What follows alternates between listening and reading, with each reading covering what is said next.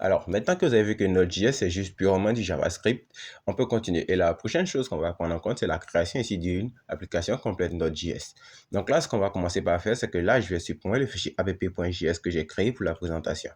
Là, je vais venir là et le retirer complètement du projet. Là, je reste dans l'architecture du projet et je vais aller au niveau de la console pour générer ici le projet au format Node.js. Donc ici, je vais venir dans la section ici et venir faire npm init. Donc, pour ceux qui n'ont pas npm installé sur votre ordinateur, le processus est plutôt simple. Donc là, que je vienne là. Pour ceux qui n'ont pas npm installé, plutôt simple, vous avez juste à vous rendre sur le site de nodejs.org et vous allez télécharger l'une des versions qui est actuellement disponible. Donc là, vous pouvez prendre la version 18.15.0 et ou la version 19.16.0. Donc, en installant ici Node.js, vous aurez en même temps npm, mais je pense que j'en ai déjà parlé dans l'une des précédentes vidéos. Donc, une fois que vous avez fini de faire l'installation de npm, ce que vous pouvez faire, vous pouvez ici venir faire ici npm init. Là, vous savez ici npm init dans le répertoire où vous souhaitez créer le projet. Une fois que vous avez fini de saisir la commande npm init, vous avez juste à faire ici un coup d'entrée pour répondre aux questions pour pouvoir créer ici le projet. Donc là, il va vous demander le nom du package. Moi, je vais prendre tout par défaut. Donc, vous pouvez changer. Pour moi, ça sera apprendre Node. La version sera la version 1.0. La description, je vais la laisser. Et le point d'entrée, je vais lui dire que ça sera le app.js. Ça sera le fichier de démarrage que Node va utiliser comme index.html si on était sur un site web. Ensuite, là, il y aura une commande de test, mais on va l'ignorer pour le moment.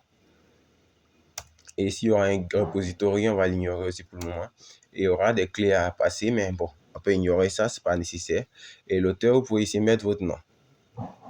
Donc là, je peux dire que l'auteur, c'est Oliver Dev. Et ici, la licence, on s'en fout. Et là, il va nous montrer un peu un aperçu de notre package.json. Et là, une fois qu'on est d'accord, on appuie ici sur Y pour lui dire qu'on est d'accord et qu'il va nous générer ici un package.json. Ensuite, la prochaine chose à faire, c'est au niveau de ce package.json, on remarque qu'on a un point d'entrée, le point main. Et c'est ce point main-là qu'on va vouloir créer. On va vouloir créer ici ce fichier app.js. Donc là, je vais venir dans l'architecture et créer ici un nouveau fichier que je vais appeler app.js. Et ici, on peut reprendre notre même architecture avec nos différentes fonctions. On peut lui dire qu'on va créer ici encore une fonction sum qui prend ici le premier nombre et le second nombre. Et ici, tout ce que cette fonction fait, elle fait ici un console log de number1 plus number2. Et ici, on va appeler ici la fonction sum avec 1 et 3. Et ici, ce que je vais faire, c'est que je souhaite exécuter ça. Donc là, je peux ici utiliser la méthode classique en faisant un node de app.js qui va me redonner ici un 4.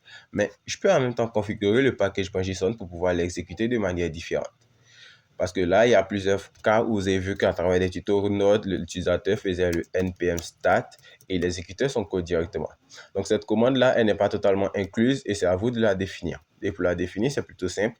On va aller dans le package.json. Donc là, on ouvre le package.json et dans la section script, c'est-à-dire cette section-là, on va ajouter ici un nouveau script. Donc, le script, ça sera le script start qui permet de démarrer ici, qui permet de lancer ici le projet, le point d'entrée du projet. Donc là, je vais mettre une virgule juste après test et créer ici une nouvelle colonne qui s'appelle une nouvelle ligne où je mets ici le nom start. C'est-à-dire que l'utilisateur fera npm stat. Ce que je souhaite exécuter quand il va faire npm stat, c'est que je souhaite exécuter node suivi du nom du fichier d'entrée. Donc, ça sera node app.js. Et si je fais ça que je retourne au niveau de ma console et ici, je remets encore la même fonction.